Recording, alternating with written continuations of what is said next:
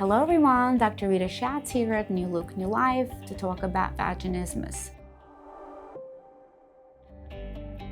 Vaginismus is a condition where the muscles of the vagina are involuntarily contracting and causing discomfort, not allowing women to insert a tampon, not allowing to have penetration of the vagina. These women are suffering, unable to even have a vaginal exam, a pap smear, intercourse. They're forced to wear pads, cannot even insert tampons.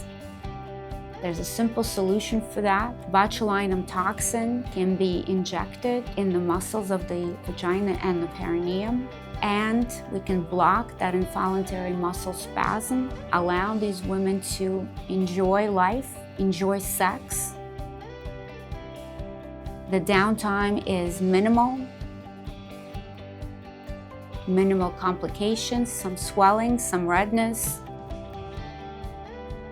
and the effect of the botulinum toxin can be noted within a week to 2 weeks. Women are able to have sex. Often one treatment is required. If you want any more information, please call us and follow us for more.